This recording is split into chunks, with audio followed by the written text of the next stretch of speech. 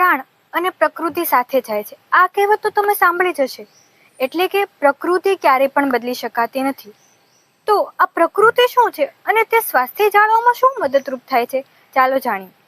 Hello દોસ્તો, નમસ્કાર. Myself doctor ધારા, આયુર્વેદિક કન્સલ્ટન્ટ. તમારું સ્વાગત છે આયુર્ધારા ટોક્સ પર. એક સમય એવો હતો જ્યારે ગંદકીના કારણે રોગો થતા હતા.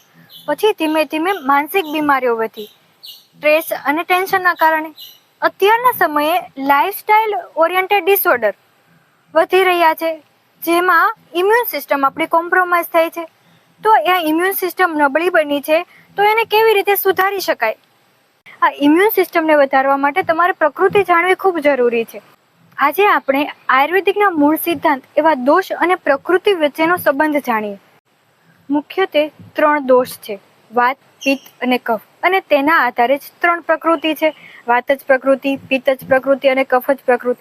પણ અહીંયા વાયુ એટલે તમને જે ડકાર આવે છે તે નહીં, પિત્ત એટલે તમને જે એસિડિટી થાય છે તે નહીં, અને કફ એટલે જે શરદી ઉધરસમાં કફ નીકળે તે નહીં. પ્રકૃતિ એટલે વ્યક્તિને જન્મથી મૃત્યુ પર્યંત જે શારીરિક અને માનસિક બંધારણ મળે તેને પ્રકૃતિ કહેવાય છે.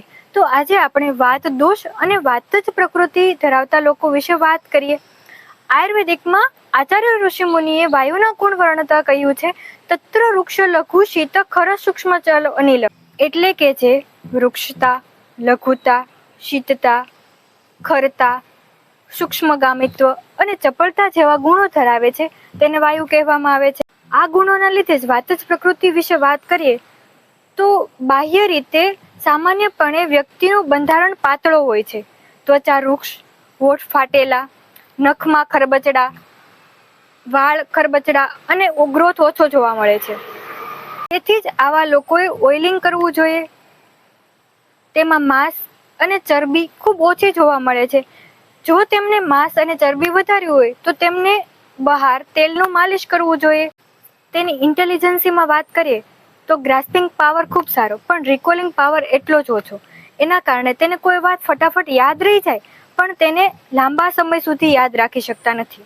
વાત પ્રકૃતિવાળામાં ડિસિઝન મેકિંગ પાવર ઓછો હોય એટલે તે કન્ફ્યુઝિંગ સ્ટેટસમાં રહે. જ પ્રકૃતિમાં ચપળતા ખૂબ વધારે હોય છે. એના કારણે એક જગ્યાએ તેને બેસવું ગમે નહીં. પરિવર્તનશીલતાનો ગુણ તેમાં જોવા મળે છે. એટલે એક કામ હાથમાં લીધું હોય એ પૂરું ન થાય એ પહેલા તો બીજું કામ હાથમાં પકડી લે. અને પણ જો આ ગુણને તે વ્યવસ્થિત યુઝ કરે તો તે મલ્ટીટાસ્કિંગ પર્સન બની શકે છે અને તેની વાત કરવાની કળા સારી હોય છે. એના કારણે તે પ્રેઝન્ટેશન સ્કિલમાં ખૂબ સારા બની શકે છે. વાત જ પ્રકૃતિવાળા વ્યક્તિને પાચન તંત્રને લગતા રોગો, સાંધાના દુખાવા અને વાળ ખરવાની સમસ્યા વધારે રહે છે. વાત જ પ્રકૃતિવાળા લોકોને આ સમસ્યાથી બચવું હોય તો તેમને સ્નેહ એટલે કે ઘી અને તેલનો ઉપયોગ વધારે કરવો જોઈએ. સામાન્યપણે તેલમાં તલનું તેલ બેસ્ટ અને ઘીમાં ગાયનું ઘી બેસ્ટ. તેમને ઓછામાં ઓછી 2 ચમચી દરરોજ તલનું તેલ અથવા ગાયનું ઘી ખાવું જોઈએ. વાત ડોમિનન્ટ પ્રકૃતિવાળા લોકોએ અભ્યંગ એટલે કે શરીર પર તેલનું માલિશ, કર્ણપૂરણ, નાભિપૂરણ, શિરોભ્યંગ, નસ્ય વગેરે તેમના ડેઇલી રૂટીનમાં અપનાવવું જોઈએ, જેથી તેને વાતના થતા રોગો અટકાવી શકાય છે. વાત પ્રકૃતિવાળા લોકોએ મધુર, અમ્લ અને લવણ પદાર્થોનું વધારે સેવન કરવું જોઈએ. નેક્સ્ટ વિડીયોમાં પિત્ત જ પ્રકૃતિ વિશે વાત કરીશું, તો આયુર્ધારા ચેનલને સબસ્ક્રાઇબ કરી લો. આવી જ રીતે તમારી પ્રકૃતિ ઓળખો, આયુર્વેદિકને અપનાવો અને સ્વસ્થ રહો. ધન્યવાદ.